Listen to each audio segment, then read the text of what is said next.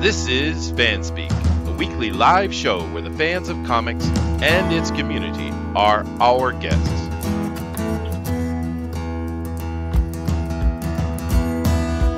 All right, well, hello everybody and welcome to FanSpeak.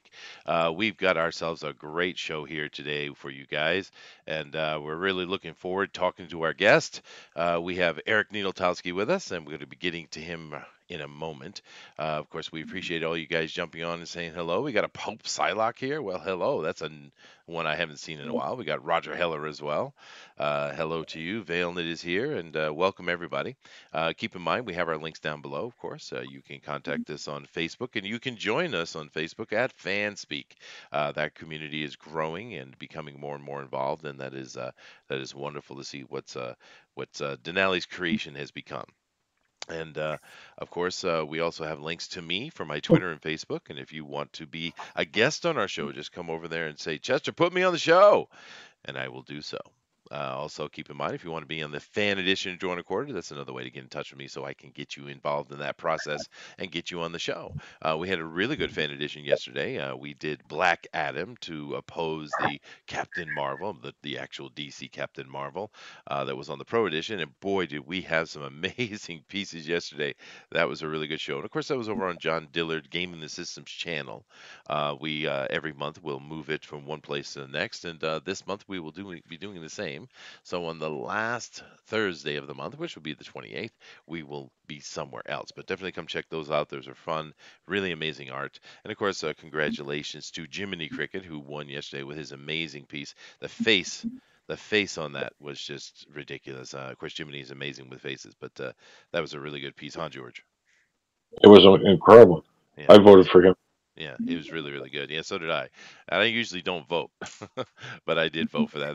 That face was perfect. But anyway, he's going to go over there and represent the fans. He's going to bring it to the pros. And if you guys aren't involved or checking out the Drawn a Quarter shows, please do. Those are a lot of fun. There's some amazing art. And I've seen Eric do it before, but I haven't seen him do it in a while. Eric, what's up, man? You haven't been on the Drawn a Quarter. What you doing? Yeah, so on Wednesday nights, my church has a Bible study, and so Mike, when he switched it from Tuesday nights to Wednesday nights, it just kind of conflicted. So, but I think I've gotten on 2 times, and the one time with Snake Plissken, I got first place, so that was pretty cool. It is, and you know what? You can come over and join us on the fan edition anytime you want, dude. We'd be happy to have you, and then we're on Thursday, so church safe, right? All right. Yeah. But it is a good point though, because I do know that there's a lot of people who, when it comes to the church time, schedules conflict. It's a fair point. But we're going to get back to you here in a minute, Eric. I want to say hello to everybody else before we start talking about your project that you got going on. But of course, we have Eric here. We got George here. We have the Denali Lama himself. How you doing today, man? I'm doing fantastic. Enjoying the nighttime. It's raining, and it's usual for my state, but I'm here with friends, here to talk about comic book, here to talk about Eric and his new Inktober project and all the news. So there you go. Awesome. That's right. We do. And it's an okay day here. It's kind of grayish, but it's not raining at least. And of course, I'm sitting here with my wife and the dog, so the family is all here. Hello, wife. She says hello. So she's now turned her back to me and is doing something else. She's ignoring me. Thank you, wife. Okay, guys, we're also joined by a Pope Fire has graced us with her presence. Hello, Pope. You caught me right in the middle of an ult. In the middle of a what? No, okay, I won't do that. But she's not here. I don't need to do that. That's all right. Go ahead. I'm doing pretty good. So. Well, that's dynamic and exciting. You're doing okay. I mean, you caught me in the middle of Overwatch. Okay, so you're on my stream, but you're playing. Boy, you are Booster. We'll just call you the girl Booster. How about that? Well, I was gonna play with Booster, but I think he's at work right now. I don't know, is he at work or I think he works at night. I think he's a tired little puppy and he needs his 12 hours of sleep, Probably. Mm-hmm. He's not used to a work schedule, so he's going to take him a little bit to get used to his little muscles, being tired some because he does night shift, I think, right? Yeah, he works night shift. Yeah. But I mean, at least he's trying to better himself, and I will give him credit for Oh that. no. 'Cause So of course I'm joking. We love Booster, man. yeah, Booster is an amazingly skilled at playing that the comedy relief, everybody shat upon me character. He does it really well. He's quite brilliant at it. But yeah, no, he does have a new work schedule, so Booster will be intermittent, I think. But that's all good. But thanks for joining us, Pope. Nice to see you. And of course, we are also have been graced by the Lord of Thunder himself, the bringer of hammers and wrenches, Thundaro. Hello, Chester. How are you? I'm good, man. Yeah, See, nobody ever asked Chester. I got to ask Chester first. Nobody ever asked Chester how Chester's doing. that's true. Well, it's all right. Being the host, you just kind of have all the responsibility and none of the love. That's what comes from it, right?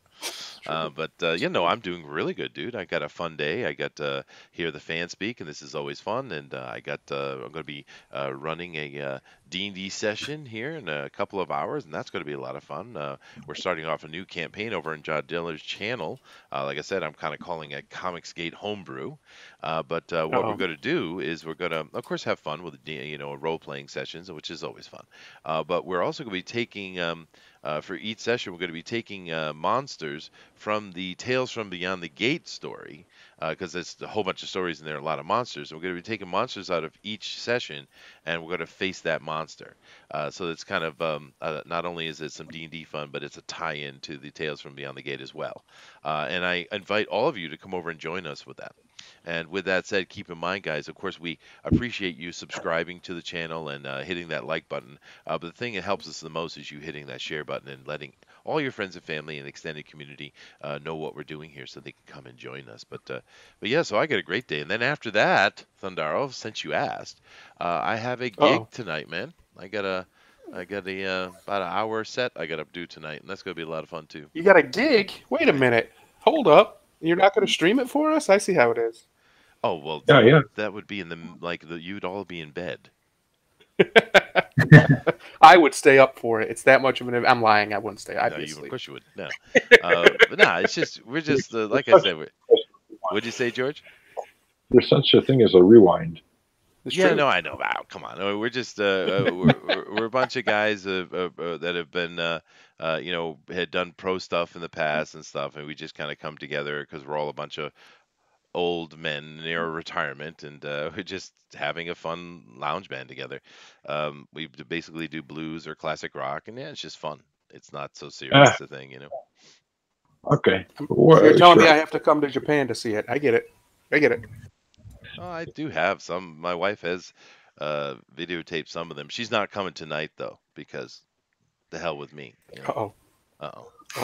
No, I'm just joking. She usually comes to many of them, and now I'm being eyed. Oh, she said it's allergies. It's because of the allergies. That's what it is. All right, I get it. Yeah, okay. Anyway, I've heard that excuse before too. Yeah, it makes sense. Yeah, the headaches, the allergies, whatever. Well, the life with women. Oh boy. Yeah. But anyway, guys, thank you all very much for joining us. Thank you everybody in the chat. We appreciate you very much for being here, and everybody is saying hello to us and hello to each other. And the return of the B shape, the B shaps. I don't really know what that is. Joshua Hughes says, record it anyway, Chester. All right, fine. I will play, sing, and record at the same time. No problem. But enough of all of that. Thank you guys for joining us. But we need to get into talking to our guests. So, hello, Eric. How you doing, man? Very good. Thank you guys for having me on again. I appreciate it.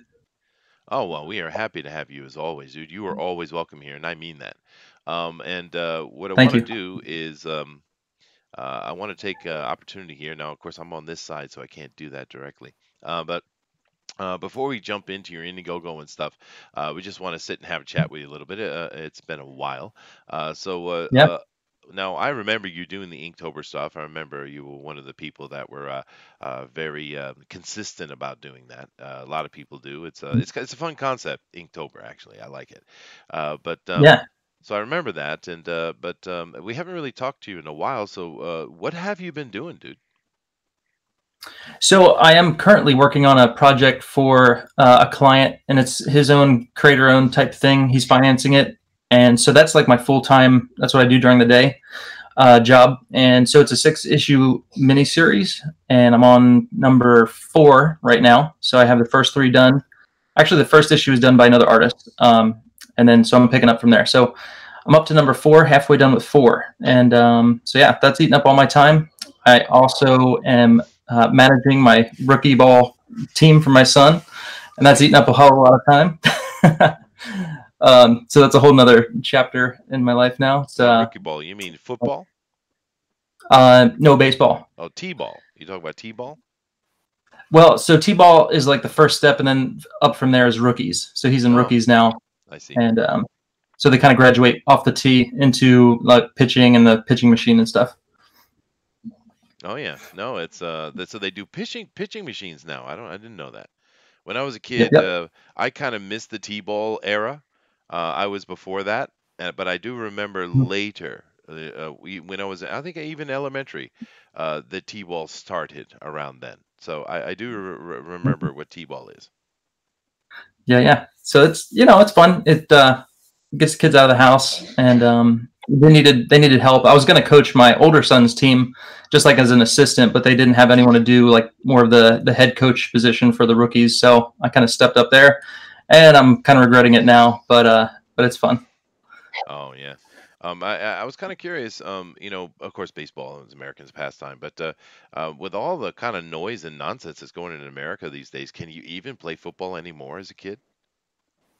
Yeah, I believe so. Our neighbor, he plays like he's 7 or 8, and he's on a team. But I don't think they're using pads. I think it's more of like a flag football type deal. Wow, see, that's horrible. I mean, because I played football since I was from the age of, I don't know, 6, 7, right? Full pads. Yeah. They're just little kids. It's not like they can hurt each other very much. I mean, come on. Yeah. Even there's like a scare of like the concussion thing going around, and everybody's just scared about that. Oh, well, that's too bad. I love football. Football is one of those sports though, because with different sports, it depends on the mentality of the sport. Football is you bleed together. Therefore, it creates this incredible teamwork. And if you get out there on with football and you try, you are a member of the team and loved, right? It doesn't matter. Whereas some other sports, if you're not an elite, you can kind of fall to the back, get picked on, or what have you, right? Football doesn't work like that, and rugby or the blood sports, because you bleed together. It is a very good teaching sport, and it's too bad that the feminists don't like it. Right. Yeah. But anyway, that's off topic a lot. What, George? Understanding for the anthem? Of course you stand for the anthem. That's just patriotism and in respect to the country that has allowed you to be free and have French fries and hamburgers, right? Yeah, yes, of course. I was just curious if all that insanity trickled down to the high schools and stuff. Yeah, no, I know it has. We don't want to get into that conversation, though. That's way off topic. We're talking about art. All right. So before we jump in and start seeing the art, anybody here have any questions or anything they want to say to Eric? Actually, yes, I have a couple of questions. Can you tell us the type of tools that you use for your wonderful art? Why don't you show us? Actually, you could show us. Will do. I will show you. So this is right here. I use microns. So you can buy these in sets. So there's like a 3, a 5, all different sizes nibs. And then I also found these awesome things here. This is a Beamoji, and this is a brush. And it's got like a great tip on it. Those are all over the place here, dude. That's like a standard item. Yeah. My brother recommended that to me. Those are for the elementary school's shoto practice, their calligraphy practice. Yeah. And then when I want to throw down some white, got the jelly roll pen. So I do use brush when I need to throw down a lot of blacks. Let's see if I can find a picture real quick. So this is actually something I'm going to be auctioning off tonight on Mike Miller's Friday night auction. But sweet, look at that. In the background, I use just a big brush, kind of dry brush effect, And yeah, so that's pretty much all my tools for pencil. I just use, a mechanical pencil, 3 or 5, 7 if I need a lot of lead. Well, that's cool. That's Hey, baby. Very nice. Junko, come here. Come here. Yeah. Oh, Now, can you show that Shoto brush again? Yeah. Yeah. Hold on a second. She got it. Yeah. Yeah. Take a look. Show it the whole full body so she can see the script on it. Yeah. Look. Yeah. It's like the kids' brushes they used in school. Yeah. That's crazy. Yeah. That's cool, huh? Yeah. That's it. No, it's cool. You found a use for it, right? Because over here, it's kind of when you send your kid off to school, elementary school. There's a few things they have to have. They have to have a Shoto set, that's part of it. They have to have like a little sewing set because they teach them how to sew and stuff like that. There's these little kits they have to have, and that's one of the kits. Is that brush? Yeah. Oh, they actually teach them how to do useful things like sew. Amazing. Oh, of course. Yes. I wonder what a good school system would be like. Yeah, well, you know what else they do? They actually clean their school every day themselves. There's no janitors.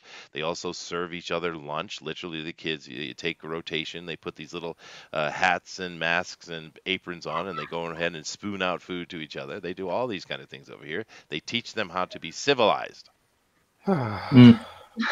Now, to sort of get back on topic, Eric, what sets your sketchbook apart from other people's sketchbooks?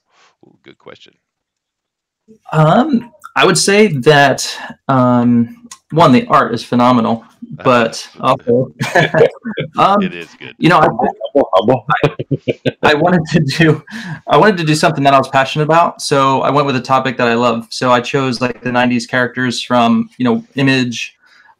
There's a few Marvel and DC in there, but I just wanted to draw something because it's Inktober and you have to draw every day. I just wanted to make sure it was something that was like going to keep my attention and be fun to do. So, just a lot of passion went into these drawings, and they kind of get more detailed and more intense as you go on. So, I just started throwing in some colors, started throwing in more detail, and they started taking more time. So, it's just like a labor of love. I think people are going to see that in the artwork.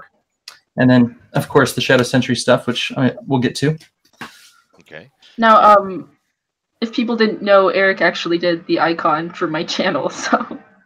Oh yeah. Yes, Eric is a really amazing artist, and this book is definitely worth checking out. Excuse me. Cool. Yeah. No. Of course, I've always enjoyed your art, Eric. It's really tight and really good, and it's nice that you're able to take the Inktober experience where you're doing every day and turn it into something that's potentially profitable. I think that's a good idea, and I'm surprised I haven't seen more artists doing that actually. I think it's a really clever idea. But George, you said you had another question. Yes. The second question is, okay, we know what your tools are. Now, the paper that you use, is it, are you sourcing out, quality paper, or is this, what kind of paper do you use? Yeah, tell us as much as you can about your drawing experience. Sure. Well, for Inktober in particular, I went with just a small sketchbook, something that was spiral bound, so that way I kept it all in one place, didn't have like loose sheets everywhere. Typically, I will use like Bristol board, like a 9x12 pad. And so, I take out the pages and I just kind of work on those when I'm doing commissions, things like that. For 11x17, I went out to a paper store. So this page here is like 11x17 smooth cover, 80 pounds. And I just wanted to find something that worked well with me and that I thought was nice and smooth, that doesn't like, sometimes when you're drawing, you have your pens going across the paper and it can kind of snag a little bit and you get like little flecks of black. So I wanted to avoid that. So I just kind of found something that worked for me. And so, yeah, I found like a smooth cover. I got a huge pack of it. So that way, I'm good to go for a year or more. But yeah. Okay, great. Now, the last question, the follow-up to the follow-up to the follow-up is, when you draw, do you draw in a relaxed state, meaning that are you sitting on a couch, a sofa, or are you actually behind a table actually, what's your mindset when you're doing all these wonderful images? Because for me, from an artist's point of view, when I used to do pen and ink and all that stuff many years ago before I did digital, I would be on the couch. I would be anywhere but the drawing board. I only go to the drawing board when I need to do something really technical and more involved. For me, I need to be at my drawing table. I've found it really hard to, well, if I'm going to be on a couch, it has to be something that's like I can do loosely, and I'm not worried about, those, like, just getting it real detailed, and it doesn't need to be super accurate. I can't work on a board that's like up on my lap kind of thing. I see a lot of guys do that. I can't do that. The 45-degree angle, I can't do. So, my table is semi flat, and I'm always at my drawing table basically when I'm working on something that's, more finalized. That's just what I found, works for me. I'm relaxed, I'm comfortable here, but for some reason I can't do that 45-degree angle. If it's a flat surface like a kitchen table, it can't be something that needs to be perfect in my eyes. So so my drawing table is where it's at, and I've had this same table since like high school, and this is always what I've used. So you're saying you do like the 45-degree angle, or you don't like it? I don't like it. I see. It does. Like, if you ever see a guy, you can get distortion even how my table is, because it's like elongated a little bit. Right. So, but just that extra angle, like if it's up in my face, my arm's just not at the right angle that I like and I feel comfortable with. So I have to put my table down a little bit more. I see. So yeah, because I've noticed distortion with watching artists do stuff, and I think it's just a matter of keeping the center of where you're working in front of you, I guess, huh? Yeah. Wherever I'm drawing, I try to keep that closest to me. So I have to move my page around a bit, but that's, again, it's all, every artist has their thing, and everybody is comfortable with different things. So you have to find your niche. So.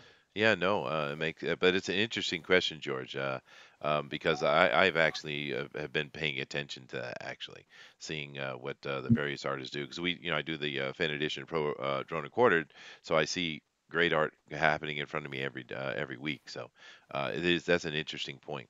The reason why I ask is because the distortion, Chester, that you just brought up, is the very reason. Because when I had my drawing table, I actually cut a half moon into the table itself, so that my body comes further into the table, so I can see the artwork without the distortion. Yeah. Good idea. That's a good point. Yeah. I see we have Paul in here. Hello, Paul. Nice to see you, dude. We have Flit Amarant as well, and Flit actually has a question for you, or a statement, I guess. And if anybody has a question over here, just throw them out, guys. We'll read them.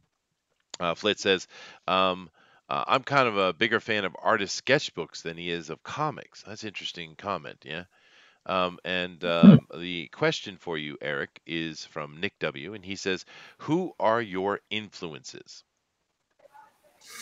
Yeah. Hopefully you guys can pick it up right away, but Jim Lee is probably my first influence, only because when I got into comics, that was like the first books I started reading. So like X-Men #1, when Jim Lee started drawing it. And then once Image started, those artists were the biggest influences on me. So like Jason Scott Campbell, Mark Silvestri, Dale Keown, all those guys.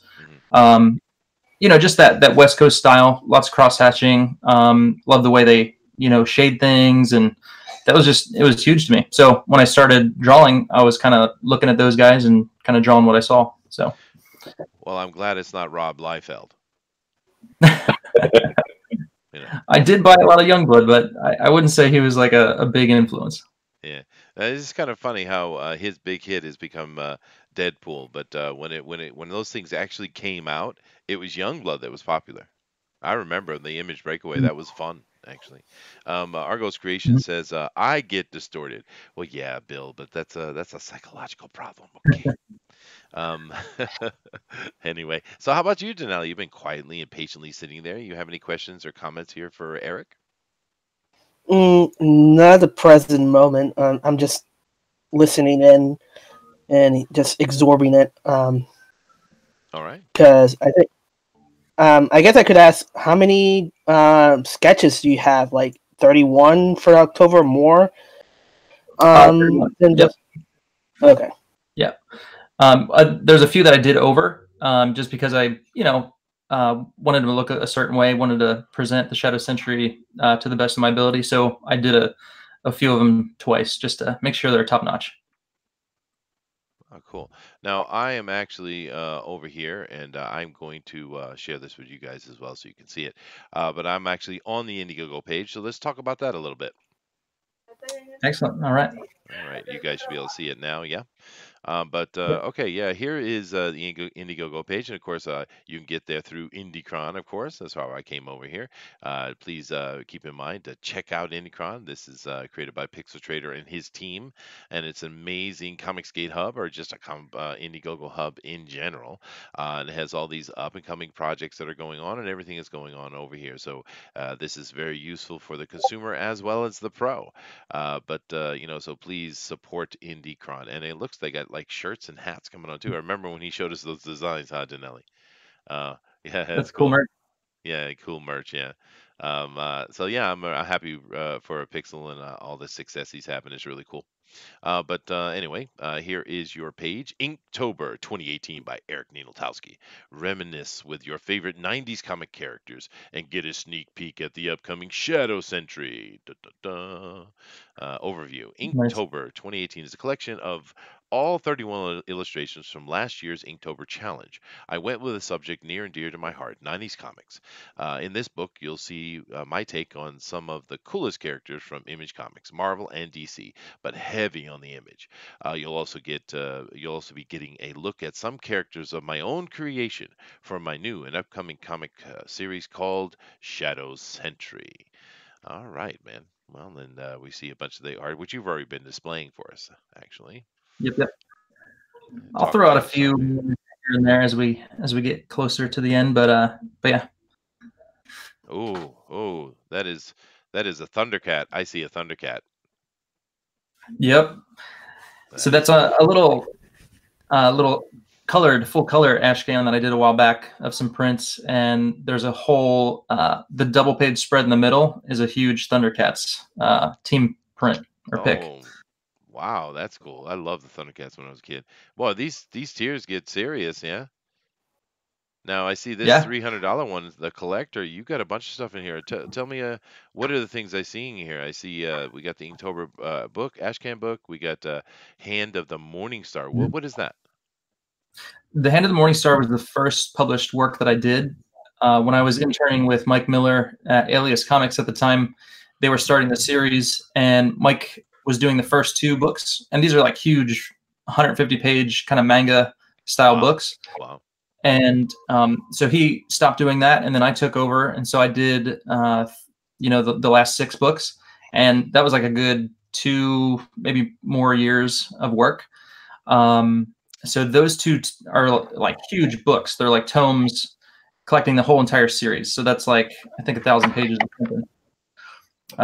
But yeah, so the Hand of the Morning Star is a really, really cool book, and it's kind of like supernatural. You got superheroes. You have a villain who you don't know if he's a villain or a good guy, and a whole bunch of cool stuff in there. So that was a fun project. Oh, cool, man. And I also see you have Samson the Nazarite. Now I've seen this before and talked about it. I don't know if it was with you or not, so maybe I've asked this question before and I apologize. But why did you go with Nazarite instead of Nazarene? That one I couldn't answer, only because I didn't come up with the name. That was the writer Louis Serrano. So I don't know, but that's a good question. Wasn't that before a title? Nazarene is the title, in Nazareth, right? It's from. Is the thing? I believe that was the thing from. Yeah, maybe. Yeah, maybe. Yeah, that's what I it remember. is. I remember. Yeah, I remember you asking that question a couple of shows ago. Yeah. Um, Well, that's a cool looking tier, man. Hey, go ahead, Pope. Yeah. My favorite sketch or stretch goal is what was the agreement? 5,000, and you shave off your soul patch. Correct. I will. I think that's in there. Is it in there? Yes. We need to get this man to 5,000, guys. I will To shave my be skull patch. announced. It's not in here. It says to be announced. So you can back out, dude. You can back out. Okay. It's safe. No, it's already been agreed upon. Well, Yeah, I soul think she patches likes are easy to grow back. out So of it. that's a go ahead. Yeah. Yeah. These mighty beards that some of us carry, these It's- things take a lot more time and effort. It's about the principle. That's what it is. What are you hating on the soul patch now? No, it actually wasn't my idea, but I think it's hilarious, so I support it. I see. So Yeah, any kind of sadistic move that brings masochism upon men is a good idea for you, Pope. All right, I got it. Write that down. Don't give anybody ideas now. Oh, goodness gracious. He's not here. Don't worry about it. He's a wee oiled bird in bed, I guarantee you. Oh, gross. Yeah, no, this all looks really good, man. And of course, we've been appreciating your art, me personally, since the first time I saw it, dude. It's really clean, professional cut. And of course, this is coming from you had mentioned your time you're under the tutelage of Mike Miller. Tell us about right. that time at Alias. How do you feel you gained? What did that do for you in your career, you think? It definitely pushed me kind of like more towards that professional, polished look, because at the time, my stuff was very sketchy still. And when I was finishing things, it wasn't very tight. And so, but working with Mike, he's very detail oriented, kind of like a perfectionist when it comes to structure of the body and just getting everything right. And so, I mean, working with him, was probably the best thing for me, because he kind of put me over the edge as far as like toning everything perfectly and just what's the word? Kind of like solidifying everything into one good whole. So yeah, proing it up, I guess. Yeah, Mike is absolutely has that tight pro look without question. Sometimes definitely. I think most all the time that is the best way to go. Sometimes it's not. But that ultra tight, pro look that Mike has, we can definitely see it in your art as well.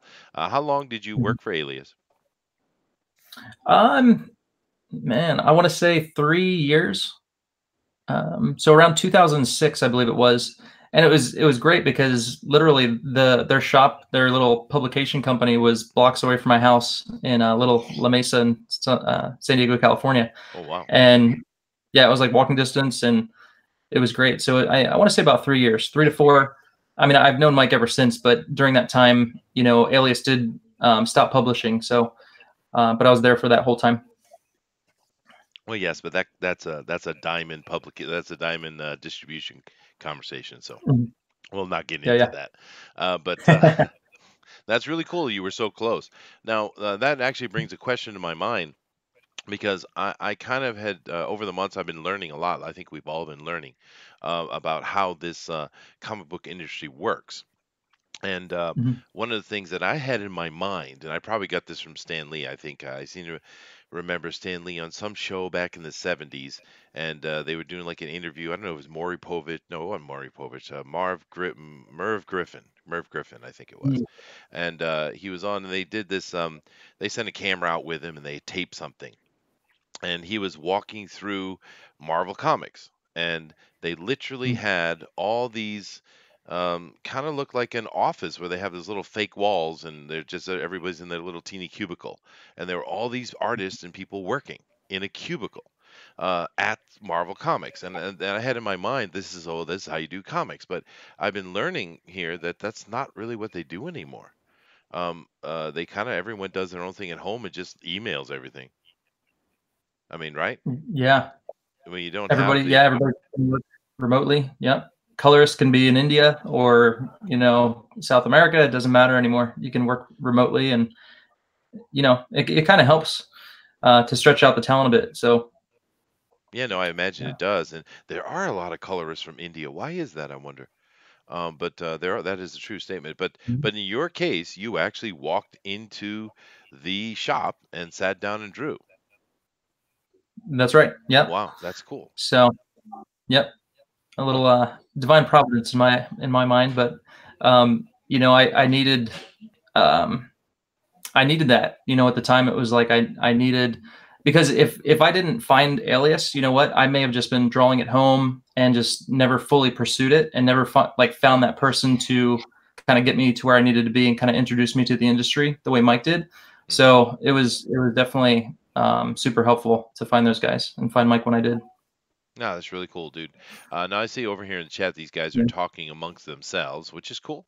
But I think Michael Beacon says something. Let's see if I read this out here. Sounds like someone is pre-echoing. Oh, okay, so he's hearing some little voice vortexes or things going on here in the. But that's YouTube, dude. What do you got to do? Nick W says people working at Marvel Comics. That was the past. Oh no. Never, and then Michael Beacon comes back and says, "Never mind, I was listening in two windows and didn't notice." All right, so it's your fault, Michael. All right, fine, but it does happen though, man. Unfortunately. All right, let me come off of this Indiegogo page and let me come back over and let you show some of that extra art you have that's not on this page. So, all right. I'll come back over to you and display you for everybody. All right. So I have here the first rough of the Inktober 2018 sketchbook, and so I had this printed up. Again, I'm using a local printer. It is posted there on the Indiegogo page, but I'm going with a local guy. He prints all my stuff for conventions and everything, and he's a great guy. I know him and his wife, and might be a few dollars more for printing, but I think it'll be worth it. And so I got this from him. I'm still gonna I want to do a sketch cover variant that I'll print off and maybe have an example of that as well. But so here we go. There's a few images here. We got Stryker from Cyberforce, Grunge Gen 13, and then so there's 21 images of characters from the 90s. You know, you name it. There's a little bit of Marvel, DC, Image stuff, and in the back. Sure. Yeah, he's my favorite. He's first page. Yeah, so I think the front half is Wildcats, just because I was a huge Wildcats fan. So you got Hellspawn, there's Pike in there, all the Wildcats. Let's see, got Savage Dragon, Spawn. These came out really cool. I really like this spread. So, and there's some Batman, and there's Pike. So yeah, and then towards the back here, and again, this is rough, not complete, but we have the Angel Vangelion. He will be in the Shadow Sentry book. A huge hulking angel. We've got Ganon and Brazen. And so the last 10 pages will be all the Shadow Sentry characters. And last but not least, my favorite, Bloodbane. So he's one of the villains, and he is looking awesome there. So, and again, just so people know, the purpose of this book is to raise funds so that way I can begin, production on the Shadow Sentry. When I'm done this current project that I'm on, I'm going to need, money to help me get through that period, because if I'm not working for someone else, I need, finances to keep working. So it'll just help speed things up. If I don't hit my goal, then it'll just kind of delay things a little bit. But my hope is that we'll hit it and I can start working on this full time and get this out for you guys. Sweet. And get it out. The Shadow Sentry art you showed, it seemed to have a touch of an anime feel to it a little bit. Yeah. Is that yours? I would say not so much. But there's always little things here and there. It depends on what I might be looking at the time. I might kind of slip in there a little bit, but yeah. And I think Jim Lee has a kind of anime influenced style as well. So it could be, just something from that. I don't know. I see. Well, yeah. I can't do it so easily on my side. So if Denali or Thundar or one of you guys would go over the chat and drop that Indiegogo link to Inktober 2018 for. I have already done it. Well, I would be nice if you could do it again, please. We want to keep it in the chat window.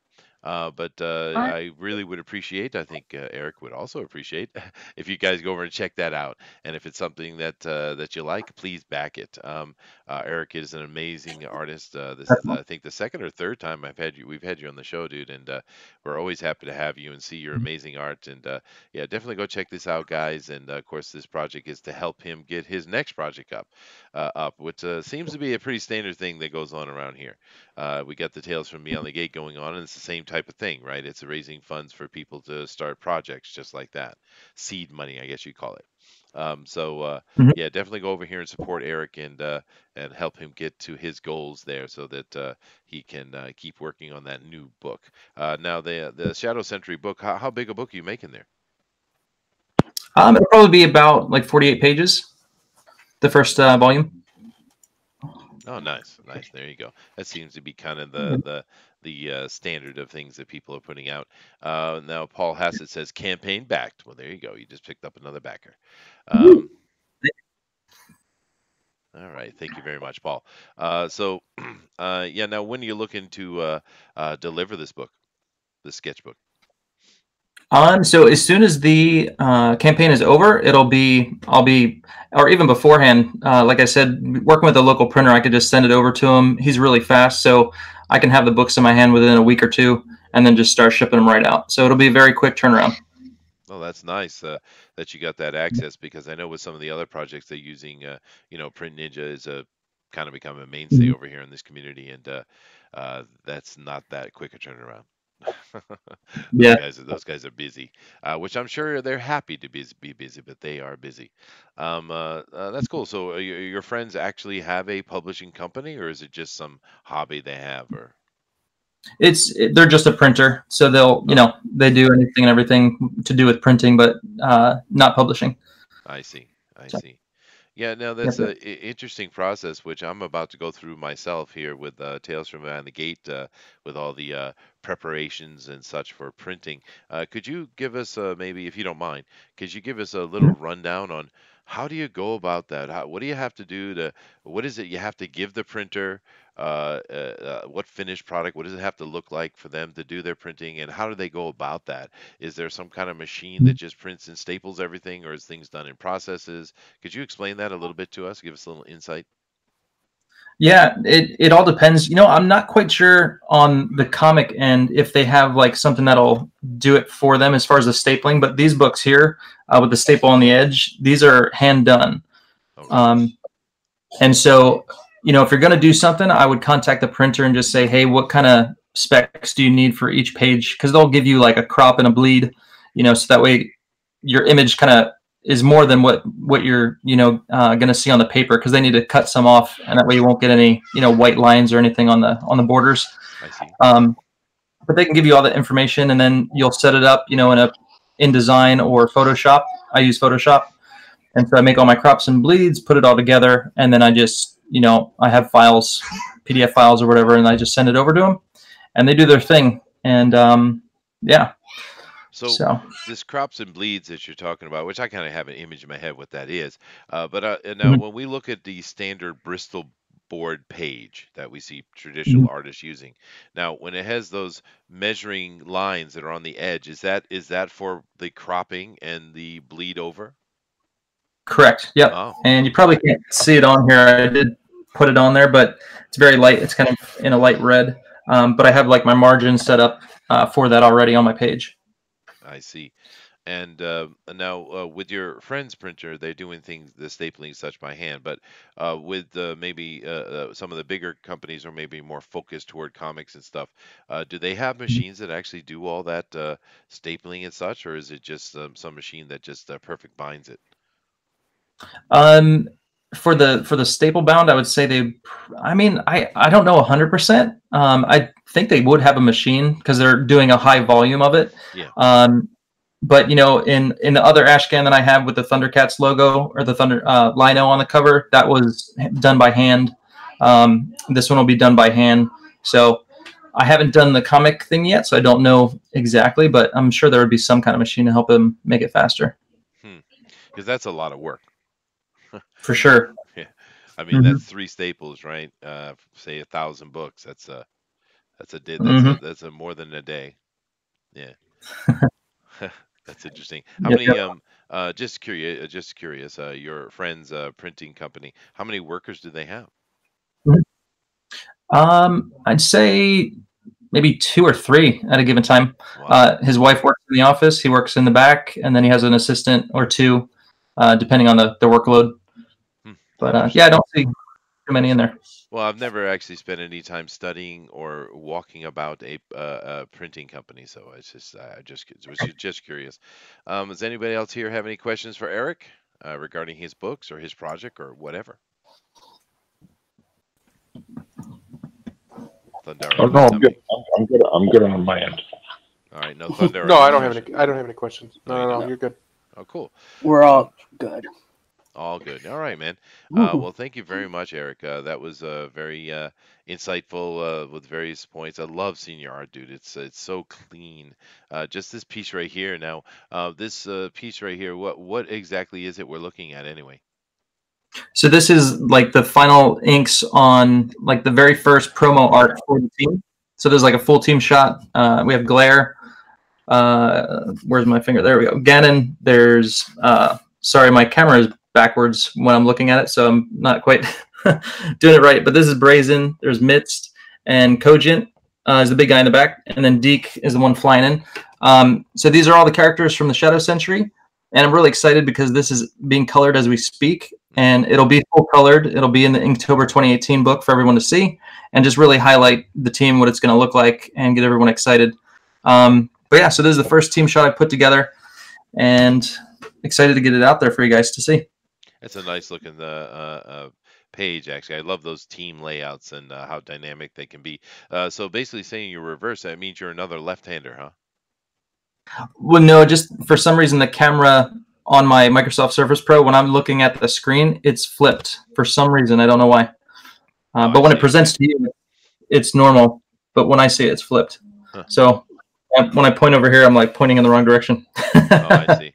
Well, there are a lot of left-handers, though, in the artist community. I guess there's something about that. For me, We're 'cause the I'm left-handed superior myself. beings. Yes, well, Chester. we are. But Superior. the thing is, I very rarely run into left-handed people. It's quite rare. Mm. You know. Yeah.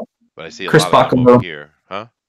One of my favorite artists, Chris Bacalo. He's a lefty, and he has a very unique style. So it kind of it's you can almost tell he's a lefty. Yeah, no, it is an interesting point because I know as when you're writing, actually I tend to write with my right hand more than my left hand. Of course, I came from a generation where the teacher would whack you if you use your left hand, but nevertheless, when I do write with my left hand, it is off and odd because you can't see what you've done before, because the English is set up in such a way that it's left to right, yeah, and when you're writing with right hand, you can see everything that's come before and it flows. But when you're writing with your left hand, you're covering everything. So it's almost like you have to remember what you've done instead of being able to see it at a glance, right? And it is weird. So I'm assuming art is similar, maybe, or maybe not. I don't know. But I would think that they'd have to be very careful of not so they don't smear the ink that's behind their hand. So they probably have to figure out a way that works for them. yeah, I guess drawing backwards. Going from right to left. yeah. Oh, cool. All right, guys. This is Eric Ninaltowski. He has his project. Those links are in the chat. Please go check that out. Support him. It's great art, and of course, you're supporting a great thing. You're going to be the monies for this is going into the creation of this you see right in front of us, and it looks really awesome. I am going to ask real quick. I know there's a lot of characters, but the big guy has caught my attention. Tell me about the big guy, please. All right. So the big guy, his name is Cogent. He was a football player on the Philadelphia Eagles farm team. Never quite made it, but he's just naturally big. So he's naturally strong. That's not his power. But I wanted to make a character that's just gargantuan because if you've ever seen a football player up close, they could be like 7 feet tall. They're enormous. So, and being an Eagles fan, I just kind of threw that Eagles thing in there. That's cool. But his power is actually to control momentum. So he can pick up an object and using stored up energy, he can kind of just force it out of his hand. Doesn't even have to move his arm. Kinetic power control. Interesting. Yeah. Yeah. That's cool. Yeah, cool.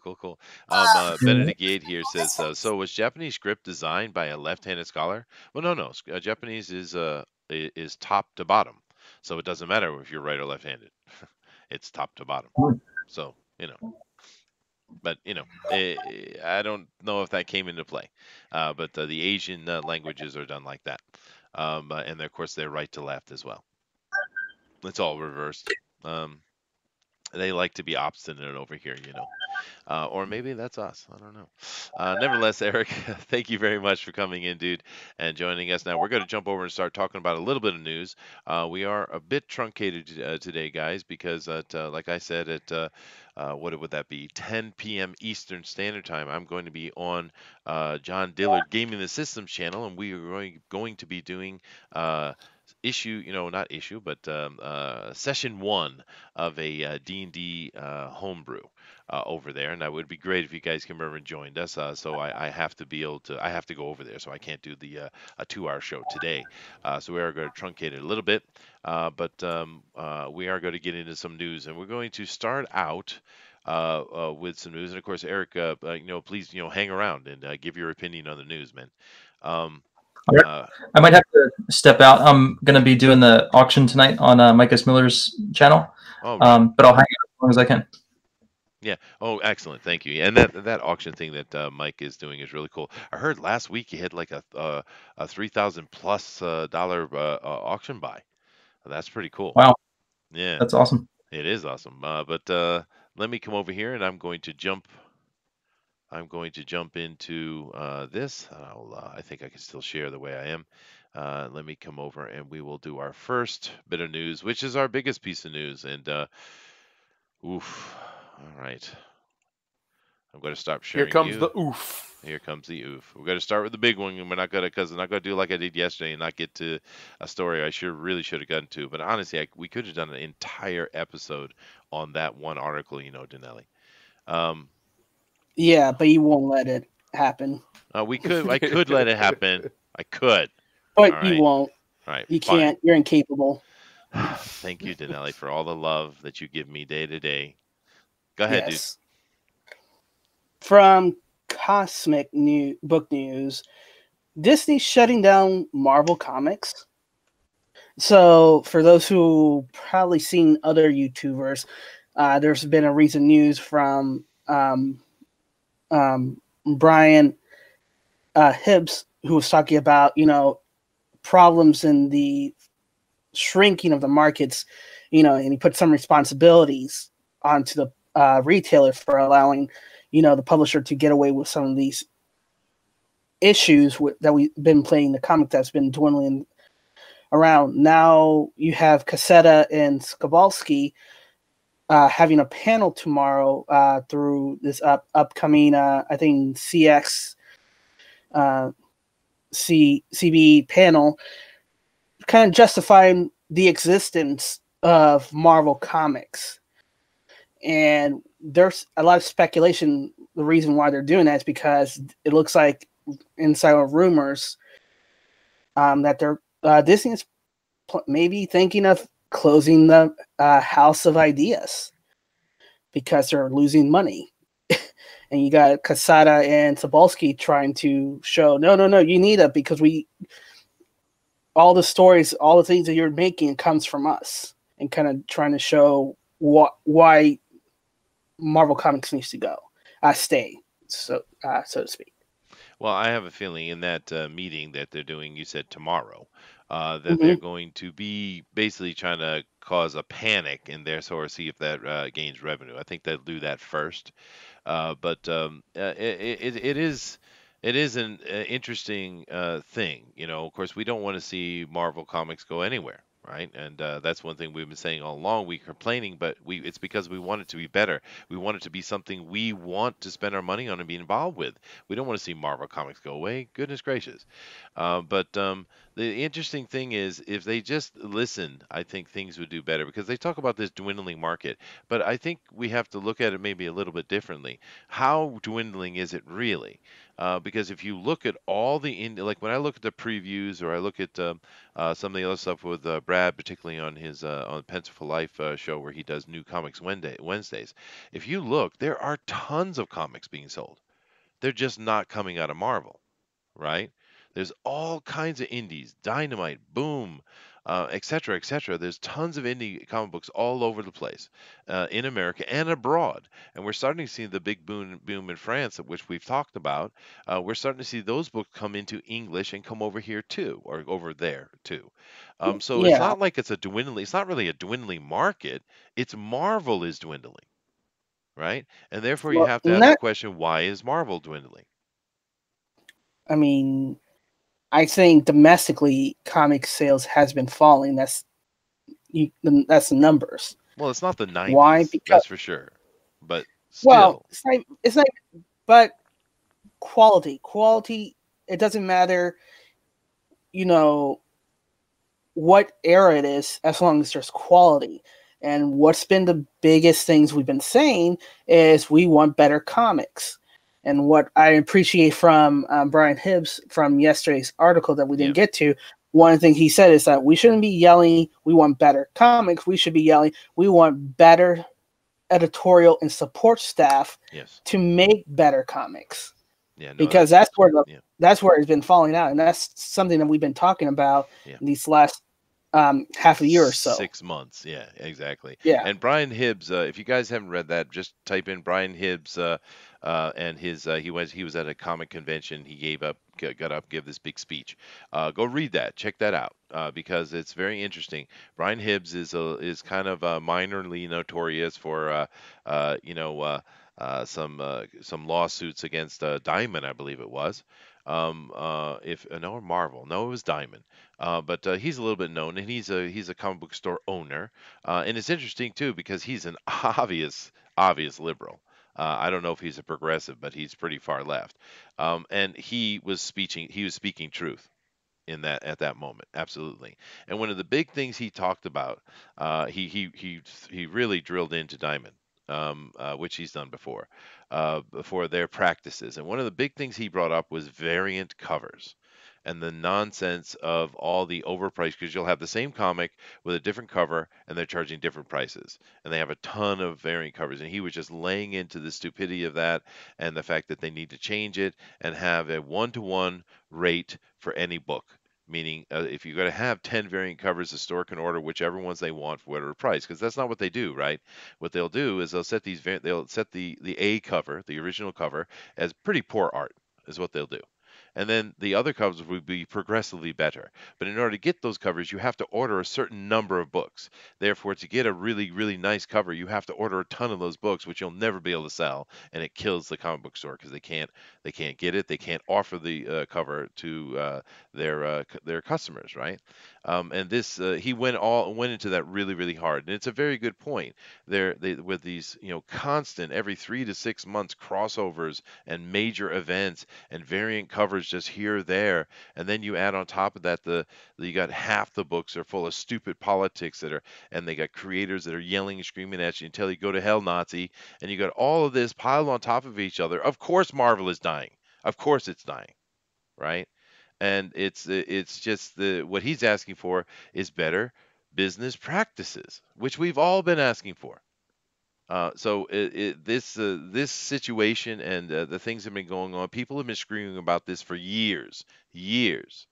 And if Marvel actually does die and drops it over IDW, as we think they will, it's their own damn fault, right? Yeah, There's it's my all Mhm. blockbuster again. yeah, no, it It's is, right? blockbuster over again. Yeah. Yeah. But anyway, anybody else have some opinion? You guys must have opinions on this. I called this a long time ago. This was Hmm. probably pretty much always the plan. They're going to blame it on lagging sales, but Disney wanted to do this from the beginning. They only want the IPs. They don't care Yeah, about Marvel. that's They've true. never cared about Marvel. They want the control of the IPs. Those IPs are valuable. Spider-Man's made them unbelievable amounts of money. All of the MCU has made them unbelievable amounts of money, and then merchandise. That's what they want. Hmm. Where they get the motivation to sell the merchandise doesn't matter. Doesn't matter if it's a comic book or a movie or whatever. Whatever one of those will make them the most money on the top end, and then on the back end make them merchandise money, which is what they're really after. That's what they care about, and that's exactly what Disney's been doing, and what Disney will continue to do. They'll keep hold of the intellectual property rights. They'll ship off the comic books to whoever can make them the cheapest. They'll be terrible quality, probably, or very low quality, Yeah. and that'll be the end of Marvel Comics as you know it. and the characters will just become merch basically that you can buy in Yeah, different like formats. Looney Tunes or something like that. But yeah, well, I mean, the Marvel comics are already bad quality. We're seeing ink come off all the time. They're not being made well as we speak. And the thing that kills me, if Disney had just managed it, put someone over there to literally, suit and tie manage it, this situation wouldn't be here, right? Well, Maybe. here's the part of the problem. They did. This is what they wanted. They don't want to be. They don't want to produce much of anything besides what they're known for producing. They've said this repeatedly. They don't want to produce their own video games because it's a pain to them. They'll just Yeah, no, franchise it out Bob or Iger license it said out. that. He said he doesn't want to do it in house because it's not worth their time. Yeah, he did. Yep. Yeah. This was always the plan. This is why it was so heartbreaking to me when they bought Marvel, and why it was so heartbreaking to me when Lucas sold them Star Wars, because Star Wars they'll probably keep making as long as they're making them money. They're not going to license that out. But they will license out other things in Star Wars that Lucas, at least his company, oversaw, which was all the expanded universe, the video games, all that stuff. Mm-hmm. They'll license all that out because they don't care about that stuff. It's just revenue stream for them. That's all they care about. Yeah, but I really, really believe that Lucas selling it to Disney was a big FU to the fans who didn't like his prequels. Oh, I'm sure. Yeah. I'm sure it was. Yeah. He was hurt. His heart was broken. Yeah. I have a different perspective on that. Well, Lucas and his top team did an assessment of the industry and in the movies and the TV, and they saw that they had to get out of that game because in the next 10 years, the system is going to change so dramatically. There's no way for them to compete in any of the products that they're going to be putting out. No, It's documented. They openly talked about it, and it was really telling at the time. Yeah, but it doesn't change the fact that George Lucas is a petty bastard. Well, he earned it. That's fair enough. I'll take that. Yeah, you're right. That's fair enough. His vision, revolutionized the way you license product in a movie.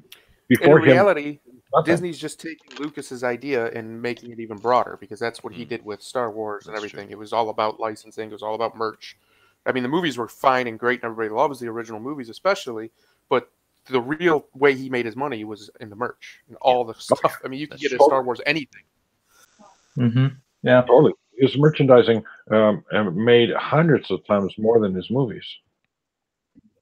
No, sure. Yeah. That's where Star Wars became legend. I mean, I remember when we were little and the movies first came out, we actually bought, or my grandmother did, bought a cardboard piece of paper that said you turn this in at a certain date and you can get an action figure.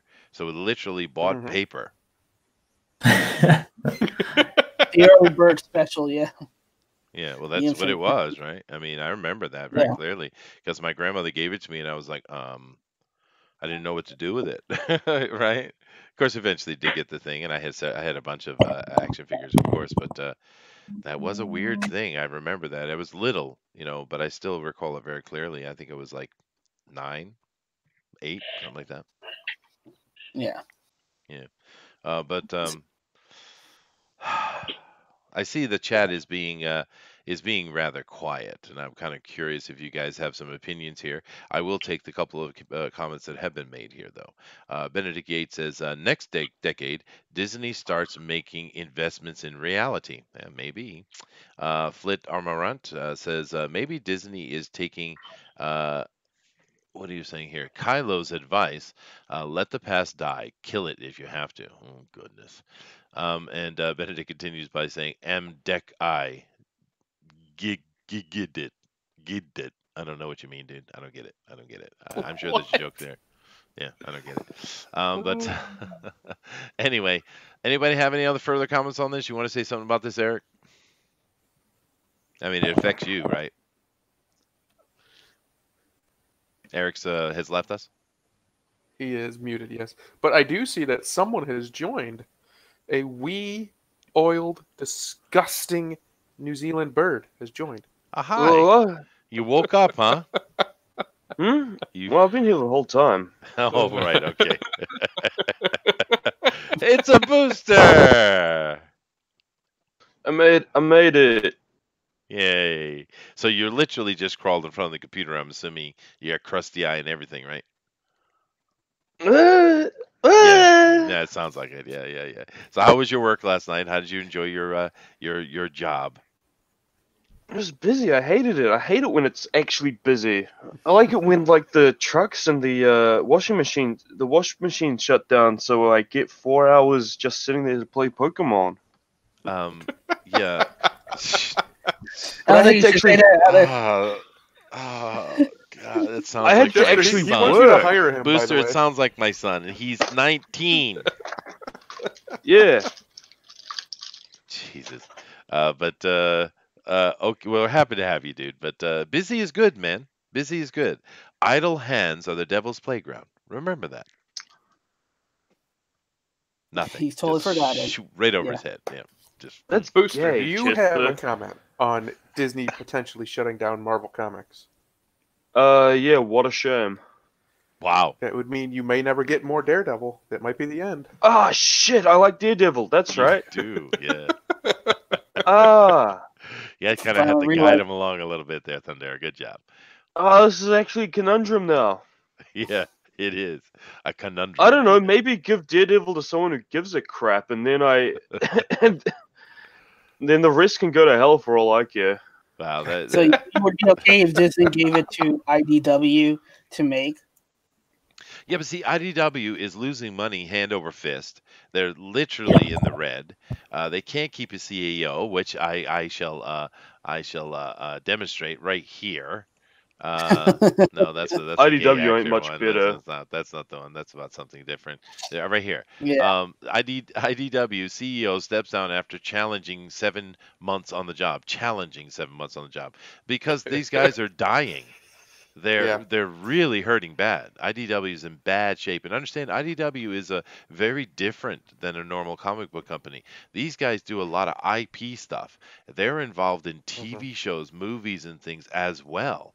Whereas Marvel Comics is not involved in that stuff at all. They have Marvel Studios, but Marvel Comics is not. IDW is a far broader reach than Marvel Comics has actually, and these guys are just they're standing over the grave, man. And you but Disney is going and making deal to drop Marvel over here. So what? We get to see Marvel die twice. Is Oh that the yeah. point? Well, It'll, if you're lucky, you'll get to see Disney stop making money on all those Marvel properties and they sell them. But that would just be heaven if that happens to somebody who might actually want to actually do proper quality work with them instead of Yeah. just using them as an IP and merchandise farm. Yeah, no, and I don't blame Disney for wanting to make money off the property they purchased. I don't blame them for that. I just really wish that they had gave it a go. Like for instance, let me give an example. All right. Now I remember Mhm. long time ago, geez, years and years ago, uh, TSR was bought up by WotC, Wizards of the Coast, right? And they ran very successful. They had a bunch of things, not just D&D, and they made a bunch of money and very successful. But then they sold it to Hasbro. And when then Hasbro bought it, all of us Yeah. in the community were like, "Ooh, goodness gracious, what's going to happen with this?" But what did Hasbro do? They said, "All right, you guys got 5 years to show us what you can do." They literally gave them a leash of 5 years. And they went out and they were pretty successful. Now, in the end, the direction they went wasn't a smart one. Because they went with a fourth edition because they wanted to pick up on those card game guys and they wanted to pick up on the video game touches that they saw. They were trying to assume the market, and they were wrong.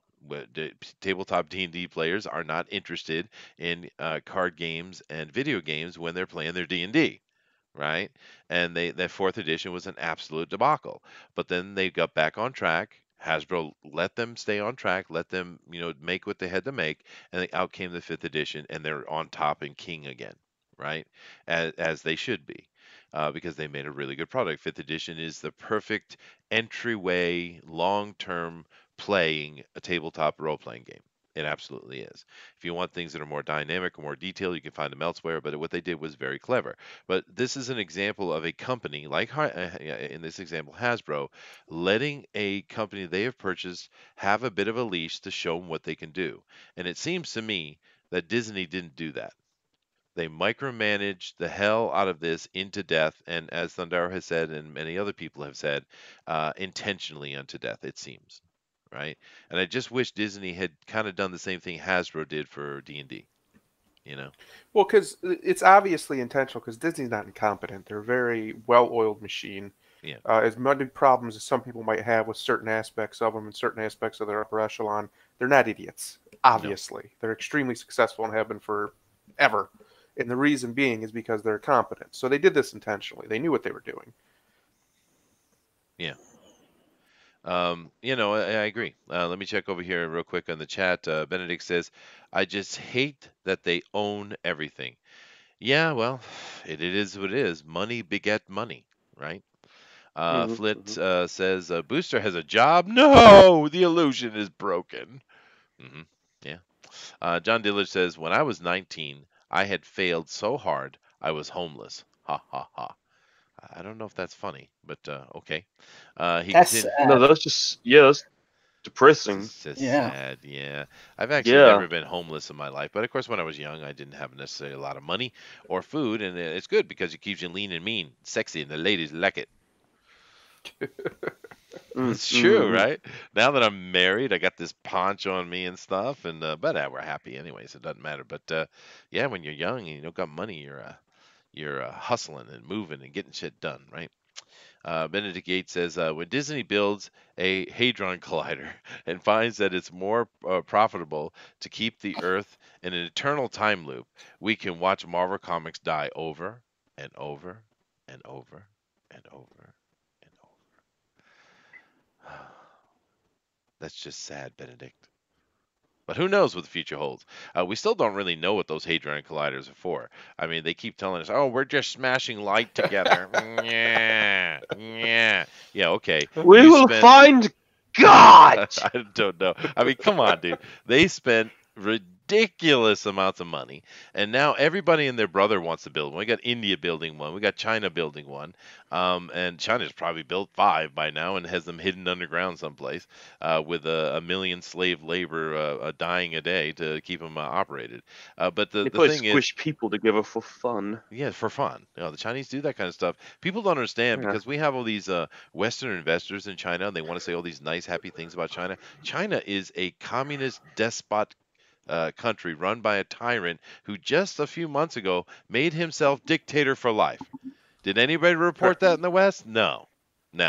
Yeah, right? They just said that they changed the constitution to allow him to be president indefinitely. Yeah, no. Dictator, right? But they make really nice shirts, and they're cheap. They do, but it's a nightmare what's going on over there. But that's a different conversation. But the thing about Thundero, we need to do Conspiracy Theory Day, and I think we should do it on Sunday. No, I'm serious because I love conspiracy theory. Well, they're fun, dude. If you take them too seriously, well, you're gonna hurt yourself, right? But you can just enjoy them for the entertainment they are. Right? We could call it tinfoil talk. Tinfoil talk. Oh, TFT. Oh no! Oh my God! This is quickly becoming a thing right in front of my eyes. It is. TFT exists. We're doing it. It is born. It is born. No. But come on, they're fun, dude. Down. Watch it be shut down in one. Yeah, you do have to be careful though. YouTube has been like really hard against that now, so you do want to be careful. We just do it for fun, dude. We're not going to do seriously and make letters to congressmen. We're just having fun. Conspiracy theories are great fun, man. The next Alex Jones. Maybe. There can only be one. Hey, dude, I can steroid up. I can do it. But can you get that coked up? Can you get 76 will commence again? Did you guys see him on Joe Rogan? That was absolutely spectacular, man. He was a maniac. Specimen of a human being. I love him. Oh, I love him too. That's why people love Alex. We all know it's a shtick. He never says it's not. He's never denied it's a shtick, guys. He is an actor having a great fun. Now, the interesting thing on top of it, he takes all his information off of the Drudge Report, really. Right, and that's very smart on his part because Drudge is extremely hardworking, accurate, pedantic dude, and he puts out very accurate news. You want to find the most accurate news you can find? Go look at the Drudge Report. And that's what Alex does. So he takes the closest actual news he can find, and then he just goes mad on it. He goes crazy, jumping up and down, talking about frogs and lizard people and sex with aliens. It's amazing. I love Alex so much. Yeah. It's amazing to watch the man's mind work. Yeah, it's beautiful. If you haven't seen that Joe Rogan, go watch that. That was killer. But yeah, no, TFT is on. TFT is on, and we're gonna beat those stupid TYT guys because they suck. It's coming. It's coming. But that all brings us back to the actual point that initiated that little bit of insanity. What are the hadron colliders really for? The hadron colliders. To keep the doorways open to other dimensions. See, there's the conspiracy theory. But is it? Well, is I it? thought they're planning on building one come on, way please. bigger. Yeah, you're talking about. Look, you got. Excuse me. They created billions of dollars, a 20-mile radius circular contraption that smashes subatomic particles together. Are you kidding me? You can do that in your backyard with less equipment. Yeah. And seriously, you can't. I talked to physics professors who said there's no. They did the math. They said, you know what? I can put together at University of Toronto. I can put together all the equipment from the different labs and do the same thing the Large Hadron Collider can do. Well, actually, many universities have small accelerators. Actually, there you go. Yeah. So I mean, these giant they call them colliders, but they're really accelerators. What they really are. But this ones of those size, and the one in China is bigger. It's impractical, and the money is insane for what? To possibly find some new element. I guess that would be groundbreaking, of course, but I haven't seen anything come out of it. I haven't seen anything interesting. The only thing I've ever heard come out of those things is theoretical physics, which is complete nonsense. Because if you don't understand this, if you don't understand high-end math, you don't understand. It's just a bunch of gymnastics. Here's a tinfoil time. Okay. It's funny that they started those colliders, and then suddenly you have warm climate happening. Coincidence? Probably, yeah. And here's a really good one. Why at the entrance do they have a statue of Shiva? That's a good one. I like that one. Yeah. Is that the goddess of death? That's the goddess of death and destruction, yes. No, she's the ice god from Final Fantasy, idiot. No, your summonings, George. Jeez. No, that's funny. I think it's a gateway for trans-dimensional beings. That's what I think. Make it easier for them to come back and forth so they come over and mess with us. That's what happened. Aliens have taken over. See, TFT is happening, dude. I'll write it down. Okay. I'm gonna even. We've already gone to aliens. It's happening. It is happening, dude. I am. I'm gonna create and bumpers. Final Fantasy I'm gonna create icons, thumbnails. I'm gonna create everything. It's done. Sunday. This Sunday, 8 p.m. Eastern Standard Time. TFT is on. Be there. Be square. Oh my god. Monster Rock. All right. Anyway, let's do something more. I think it would be fun though, just to have a laugh and enjoy, because there's so many cool, fun conspiracy theories, man. But let's move on to something that we love to do here, guys. We absolutely enjoy, and I'm really sad that I'm not seeing a bunch of people over here endorsing TFT. By the way, Bill, you could come and join us because you supported us. You the could rest come. of you people. You're cool. I mean, come on. All right, it's a cool idea. Useless. See, Booster, I see them just shaking their heads. I know, but Booster had another brilliant idea. I'm telling you, TFT is on. All right, here we go. We are going to watch the new Hellboy Red Band trailer.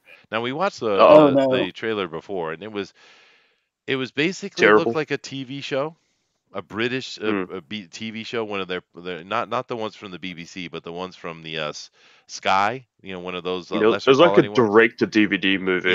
Yeah. This trailer's a lot more impressive. Oh, cool. Oh, he's spoilers. Oh, I'm sorry. All right, here we go. Raggedy Man, he says hi. You came here at perfect timing because we're about to watch a trailer. Go. Oh. Uh-oh. Ooh, trailer for the trailer. I love when they do that. So stupid. You know why that is, right? They want to get that 5 seconds for when people want to skip ads, so they can make that On an an advert. island off the coast of Oh, Scotland, yeah, maybe. something was summoned from the depths of hell. Uh-oh. Fire. Is this a Hoto Something that would reboot? end Oh, sorry, is this a real mankind. reboot? Oh, that's dumb. It's a reboot. Something Yeah. you worried about? The old professor is Show up. played by a new actor. Blah blah Oh, blah. yes. Yeah, Ian Shane. Oh, wow, it is a reboot, dude.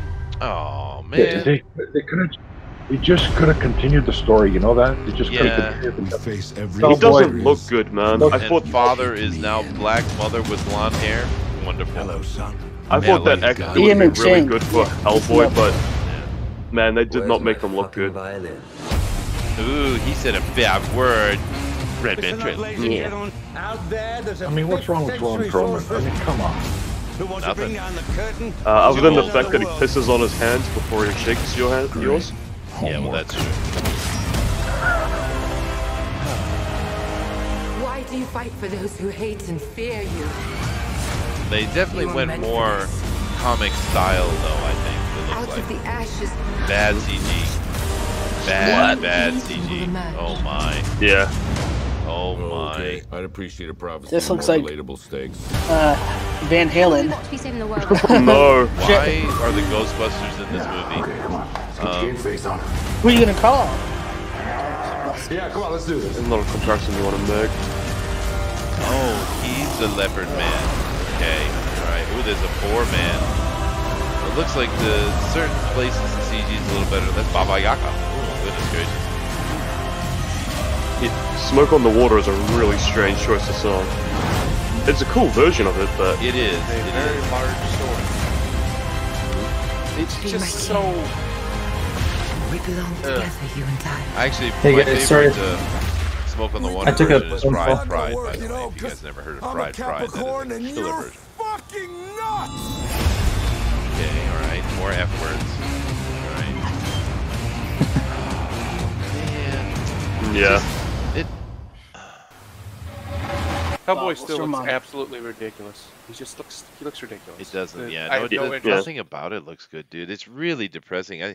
That hurts my heart more than most of these things we've seen, actually, because I love Hellboy and I love the Ron Perlman versions. I think they're awesome, dude. Yeah. Unfortunately, Ron went insane.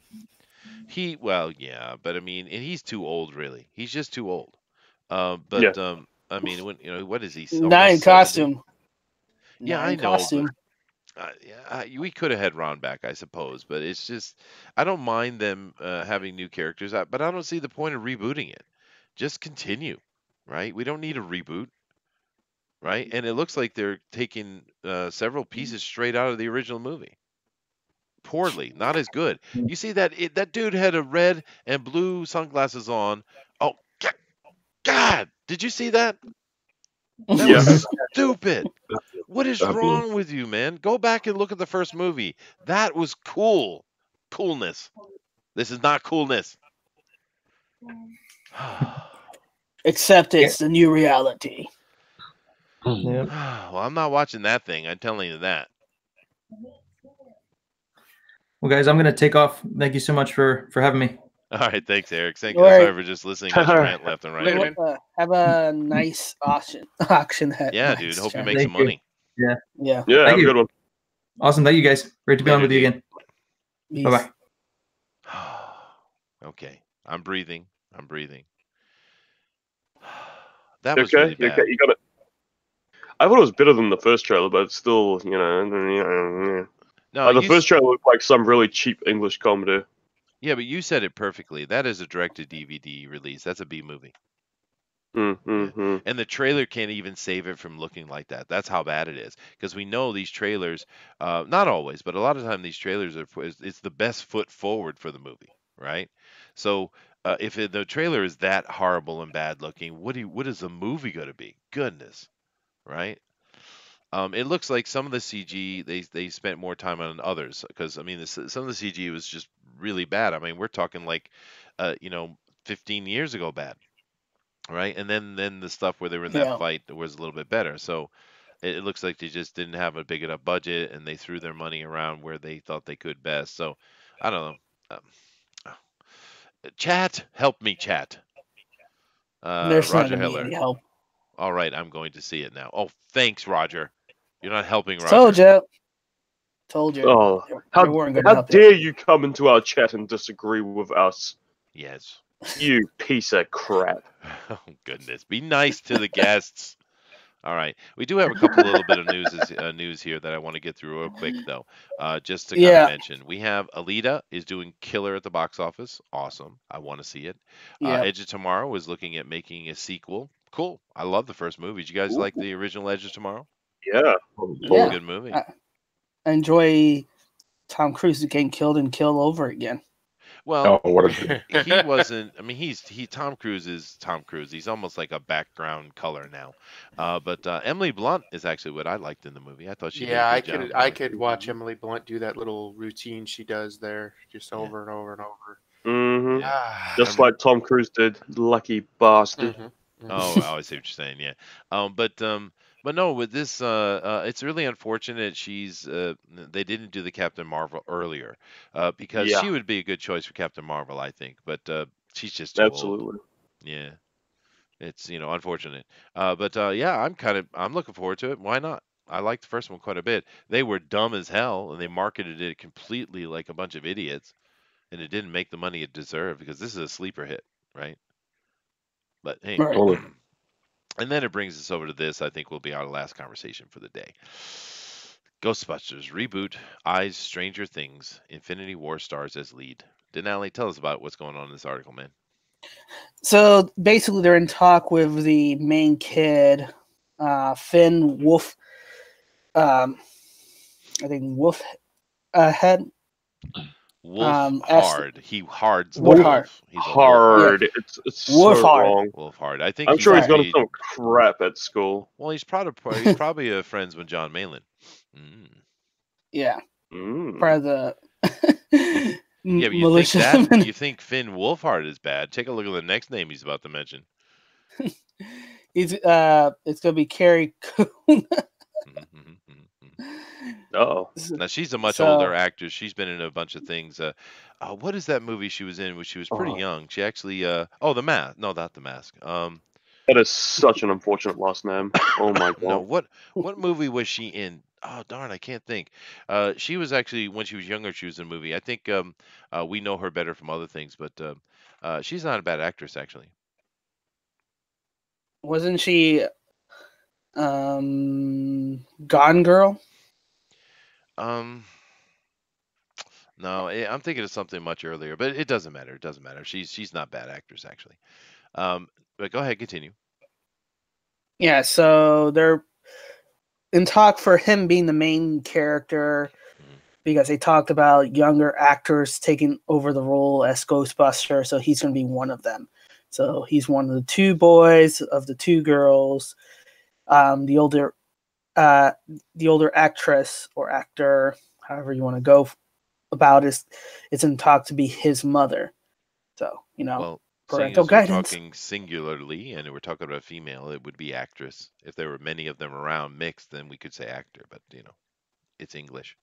Yeah, I don't know. This movie is probably not a movie that I'm interested in watching. I'm not hating on it though. I think they're going for something very different. They're going for young kids. Maybe they're even looking to drop a movie and then drop a TV show. Maybe.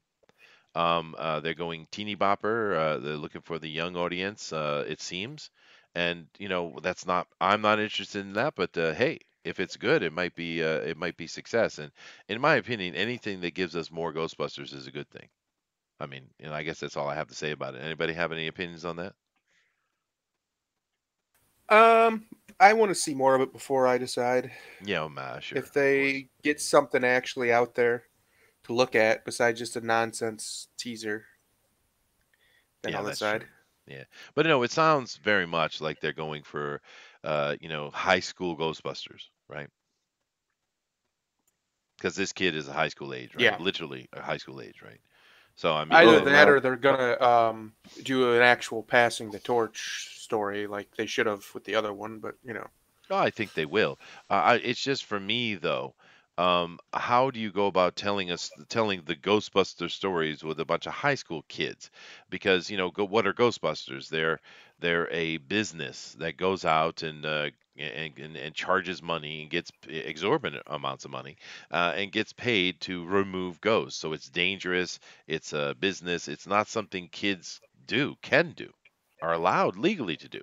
So therefore, you're going to have to create a completely different angle on what the Ghostbusters is, right? So I'm not sure how they're going to pull that off, but I don't know. Bring back the Extreme Ghostbusters cartoon, Roger Heller says. Yeah, it was quite popular. The original real Ghostbusters was a mega hit too. So much so that it affected Ghostbusters 2, the movie. Right. Yeah. Is George still here? I know I hear plates every now and then. George must be there. Here, George? High school Ghostbusters. What do you think? High school Ghostbusters, it could work. The strategy behind that is no different than what George Lucas wanted to do with 7, 8, 9. To go to the kids and have the adults or the adult supervision to help guide them. It would give them the story in itself would be very reminiscent of classic Disney stories, where the children are off on their own. They're trying to learn and fall down and scrape their knees and get up and persevere, with the parents always hovering just outside of reach for comfort and support. It's a beautiful arc and story element that family would pull to. Yeah, sure. I get the family aspect, and that's totally cool. But my question is, how do you do that with the Ghostbusters, though? The Ghostbusters is well established what it is. They are a bunch of people, right? People that are running a business, right? And are in dangerous situation, running a business for profit. That's what the Ghostbusters is. How do you do that with high school kids? Okay, but hold on a sec. They pulled that off with The Incredibles. They pulled that off with Monster Squad. They pulled it off with what is it? My Science Project. These stories already exist. It's already. Those are completely different things, though, dude. They're not you're missing the point I'm trying to make about the business aspect, because Ghostbusters is a business. They are workers. They're working, getting profit. They're making money, right? Yeah. And high schoolers can't do that. They're not. It's not legal for them to do that. So I mean, just practicality, because it's about hold on a sec. I got to stop you, and with one sentence: lemonade stand. No, dude, no way. It's about suspension of disbelief. That's funny. Lemonade stand. I get your point. Here's your junior Ghostbusters. Here's your junior Ghostbusters. Yeah, come get it. Able to tackle one ghost at a time. Yeah, but George, it's about suspension of disbelief, right? And I'm sure they're going to figure it out. I'm not worried about them. I'm just asking to speculate amongst ourselves. How do you make that work? Taking Ghostbusters for what it is, how do you take a bunch of high school kids and make it something different? Was really what my question is. Cobra Kai. Well, it just depends how they structure it. Because if they're going to structure it similar to a passing the torch type story, where these kids find all this stuff, which is what it seems like. Yeah. That's all they have to really do. They could just have them find all the cool toys to play with, and they go out and start playing with them without their parents knowing about it or whatever. So illegally, I see. Yeah. Kind of like a ghost chaser type of thing. Yeah. Yep. And then they unwittingly unleashes the evil ghosts, and they have to find the original Ghostbusters to solve the problem. Hey, there you go. Yeah. There you go. Yeah. I guess the question is if you're running across a ghost, who are you going to call? Eddie Murphy. Are you going to call That's the pros? actually brilliant. That's probably going to be a plot point. They're completely out of their league. They'll have to go to the actual Ghostbusters to solve this. Oh, there you go. Yeah, I was going to say Robin Williams, but I thought maybe too soon. Oh, no. That's too close to home. That would be a good plot for like Ghostbusters 5 is that they end up putting Bill Murray in the containment unit. Please put Bill Murray in a containment unit. I think that we'd all applaud that. That maniac. But that's cool. Cool ideas, guys. It's of course, who knows what they'll do. Will they do it successfully or botch it? We have no clue. These days in Hollywood, it's tends to be leaning toward the botch, doesn't it?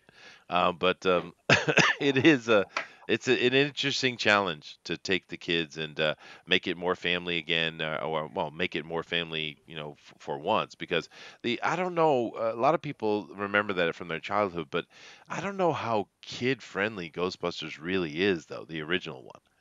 I mean, it's got some pretty heavy things in it, really. But I don't know. Here's how I put it. It's the one horror film that my mom can watch without being afraid, and she doesn't like Stranger Things and anything scary. So if she can tolerate and laugh from Ghostbuster, then kids can deal with it easily. Oh, since the Stranger Kids thing is in it, what if they went with that tone? Boy, that would be a disaster. What if they totally. went with that tone? Like Well, we already seen them in Ghostbuster outfits, so it wouldn't be too off the mark. No. I mean that dark, gritty, somber, gray, foreboding, gloomy, all those kind of adjectives, thing that Stranger Things was. First season was pretty good. Second season wasn't. But Ghostbusters is nothing like that. It's much more light, bright, funny, right? I hope they don't go that route by getting that kid, because that kid does the sad face thing pretty well, right? Yeah. Right. Yeah. But he also did It. He was also in It, if you guys remember. We don't talk about that film here. It happened. It happened. It's horrible. You must remember. Unbelievable. But then again, the that book is not. I mean, people like talking about it, but that Stephen King book is really not his best. It's not at all. And the original TV miniseries, it really wasn't that great either. The only thing that really saved that and is memorable was Tim Curry. Tim Curry is what made that whole thing, right? His Pennywise, right? Yeah, Tim Curry was amazing. He Well, always that's is, because dude. the legendary Tim Curry kills it in any role he Yes, takes. he does. Yes, he does. Tim Curry's Not- amazing. well, I mean, Not anymore. He doesn't. Yeah. well, I mean, he's old man. It's okay. He's also in a wheelchair, I believe, and very sick. Oh, Right. He had a stroke. Oh, Yeah. damn. See, I don't want to hear these sad things about Mr. Curry. I'm sorry. Tim Curry in his prime. Tim Curry in his prime was a beast. There you go. He did the clown. That was his original hair. That was his hair. That was on a wig. Oh, really? That's interesting. Yeah. Yeah, no, he's amazing. You know, as he that. could have been the Joker for Batman the Animated Series. Oh, that would have been interesting. Imagine how different things would have been. Yeah, I think it would have been good. Well, but he was fired. Well, because he was. For me, and then Mark Hamill came in, and then just killed it. Became legend. Yeah, but for me, Tim Curry. I mean, there's so many great roles, but the original thing we saw him in, the Rocky Horror Picture Show, he just killed Frankenfurter, dude. Yeah, I mean, that was crazy. Damn, that was good. And it's a weird movie. It's a movie that makes you uncomfortable, particularly if you have any kind of issues with homophobia and things like that. But it's it doesn't matter. It's like, I can compare it to, have any of you guys seen Hedwig and the Angry Inch? No. What? No, Okay. no. Now, this movie, It's not anything like Human Centipede, right? No, God, no. No. Now, if you haven't seen Hedwig and the Angry Inch, go watch it. Now, it is about a gay dude, a transsexual dude, coming out of East Berlin into the West. It's got touches of comedy. It just sounds like a movie you wouldn't watch. If you read the thing, you'd be like, nah, nope. I'm not watching that. Watch that movie. That movie is freaking spectacular. That is true cult classic. And it's not a movie you would expect. Just like Rocky Horror Picture Show, there's a lot of people who won't watch that because of the homosexual or just the sexual tension in it. And I get it, but it's just phenomenal. It just it transcends it, right? Mm-hmm. Yeah, you have to see the Rocky live. Yeah, God. We used to do that all the time in the movie theaters and on campus. We just everybody dress up and just dance and sing. It's killer fun, man. It was great times back in the 80s, man. Yeah, it ran all the way up until I think it was at least the late '90s in the theaters, at least in Denver. We'd still be able to go see it Yeah, at the buy-in. I was always Meatloaf. That was my favorite. I was always Meatloaf because you can't nothing's better than Meatloaf. You know. Nothing's better than Yeah, Meatloaf. and he played saxophone in that. If you don't, if you guys There's remember, always room for Meatloaf. there's always room for Meatloaf. That's right. But yeah, I wonder how many of people listening have actually done that, going to a screening of the Rocky Horror Picture Show with everybody in costume. No one's actually watching the movie. We're all just singing along and dancing. It's just like a big old party. I mean, literally I everyone's have drinking. not done it personally, but my wife has. Oh, those are so And she much loved fun, it. man. That is pure I love did, of a movie. I did it once, and I made a mistake not coming there with an umbrella. Oh yeah, but I mean, okay, but yeah, it's just really good fun. I don't know if those things are still going on campus. If it's not, that's a loss, because that is pure fun. But they probably now just sit there with collars up to the very bottom of their chin and every inch of their skin covered, talking about how white men are bad. I'm sure that's what they do now, which is Yeah, that's pretty much it. Yeah. yeah, and of course, a lot of times at those screenings, because we'd usually have music before and after, because it was more than just, it was like a 4-hour, 5-hour event. And a lot of times at those events, we'd actually have a Beltane ball going around as well. You guys ever been to a Beltane before? No. No. All right. Well, a What Beltane. words are you using? Well, no, a Beltane's a lot of fun too. A Beltane, basically what happens is you take a grapefruit, right? Depending on how many people, more than one grapefruit. And you take cloves and you stick these cloves in the grapefruit so it becomes this like kind of black spiky ball, right? And what you do is you just start handing them out throughout the crowd. And, if you're a dude, you go up to a girl you like or think she's pretty and you hand it to her. Now she has a choice. Now she can either not take it, which is considered extremely rude, right? But she can refuse you completely.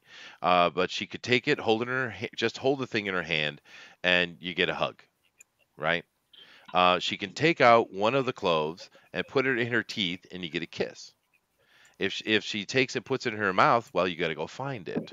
If you can't find it, it's because she swallowed it. Well, that's an invitation. It's a Beltane ball. No? No. Oh boy. Oh, Chester just explained his barbaric rituals to us. Dude. Wow. Beltanes These are like his awesome. Is this how they used to mate in the Dark Ages after they hunted witches, Chester? Well, no, it is actually. The Beltane was. This is coming out of the tradition of because in the old days, those things like Stonehenge. If you guys don't understand what that really is, everyone's talking about the mystery of Stonehenge. Aliens built it. No, they didn't. They were a temple and astrological center. And when the winter would break, all the villages would send a runner, or sometimes the priests that were at the henges would send runners out, and everyone would announce winter's broken, and all the villages in that area. That's why there's thousands of them across Europe, by the way, Stonehenges, right? All would come to the henge, and they'd have like a big spring is here type of festival. They'd eat and talk and chat and talk politics because the winter was so deadly it could kill you, right? But also the night before, they would have a Beltane. And the Beltane is very simple. All the dudes would go naked, paint themselves blue, and they'd have a single knife on them. They would catch a deer. They would tie a bell to its tail, slap the deer. The boys go chase until one of them catches it, and cuts out the heart. And then they bring the heart back. And while that's going on, all the girls are together. They're all wearing masks, and they choose amongst themselves one Beltane queen. The guy comes back with his heart, holds it up. This is where the heart from Valentine's Day comes from, by the way. It's not the romantic heart. It's the deer's heart. And they hold it up in the air, and then he gets to have sex with the Beltane queen, and all the other guys have sex with the other girls. And then the next day, there's tons of marriages. Why? Because you can't be making babies in the same village over and over again because weird things happen, like Leatherface. So the idea is to mix the genetics.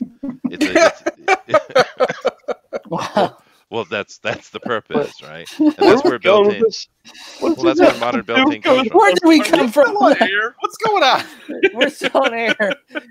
We are still aware. What's wrong? This is our history, gentlemen. I thought we were talking about comic books. Oh, Yeah. Lord. So, We just went left on Albuquerque. So everyone, in order to prevent more leather faces in the future, Yes. go buy some grapefruits and have a good time. That's right. Yes. Exactly. Exactly. I'm glad you understand that. Absolutely. But you guys don't understand the history of Beltane and where Valentine's Day comes from. You don't know that? Wow. I guess I'm the weirdo. But yeah, Beltanes are quite popular. I went You're to many as a freaking kid. nerd. I mean, most of the time, the girl just simply puts it in their teeth, and you get a little kiss. That's it. I mean, it's not like some big orgy or anything like that. I mean, well, usually it's not a big orgy or anything like that. Usually, yeah, the backtrack. Man, no, we didn't have those. We didn't have those in we musicians are a bit odd, I guess. But no, usually it's just a little kiss. It's kind of like it's where the masquerade ball came out of, right? Because technically they're all supposed to be wearing masks, but they're peeking. Like I said, the next day everybody gets married. It's about keeping the bloodlines clean, is what the whole purpose was, and that's also what those henges are for, guys. They were for the annual events, the solstice events, equinox events. The villages around would come there and have their festivals together. They could deal with politics, trade, all those kind of things could happen. It was like a summit, is what the henge was really for. And then the priests, all throughout their time being there, they added things like astronomy and various things like that. But yeah, it's the Celtic history, and it's smart too. You might be like, oh, well, back up, but actually, it's very clever, right? They understood that genetics could become muddled, and they figured out a way to keep it clean. So Nick W says it's not a big orgy or anything like that. Chester 2019. now you know where Roland came from with muttles. My question is, how many Chester's felt very comfortable saying, guys, it's not an orgy, guys. I think he said that before to people. I just Look, just come on in, take your clothes off. Have one of our nice little snacks. Have a seat with your child. It's not an orgy. It's a gathering. Yeah, it's a gathering. To be fair, I've only attended Beltanes. I've never actually created or hosted one. Now, just to be fair. Oh, good. He cleared that up. I mean, I've heard leaders of the cult make more money, but it's more fun to be a follower. So whatever you're up to. Yeah. I'm surprised you guys never did a Beltane when you were a kid. Really? No, they didn't have that in the suburbs. I don't know. It's just one of those things. I don't know. I guess I'm a New Englander, I suppose. Maybe it's a New England thing. I don't know. It could be. Yeah. It could be. But yeah, out in the suburbs of Colorado, we talked about John Elway. There wasn't any really mention of other stuff like. Wow. But we missed out. I mean, it was pretty boring. Honestly, considering the stories that you tell. I had a misspent youth, but hey, I'll move on. Wow. Yeah. Well, if I ever hear about a Beltane, I'll talk to my wife and see if something that she'd like to do. Hey, there you go. Yeah, I mean, they truly are. Usually, it's quite innocent. It's not overly sexual most of the time. It depends on who you're. Most of the time. Yeah. Well, he's really gotten rusty on this sales pitch, guys. Yeah. Goodness gracious! I think the biggest Beltane I ever went was in Salem, Massachusetts, on a Halloween. Actually, that was cool. Everybody was in really nice costumes too. So when is FanSpeak hosting a Beltane? You seem really keen on this idea, Chester. When's it happening? Well, and how are we going to get more than 2 chicks? I am a little bit old to be doing a Beltane. I think I'm beyond my Beltane years.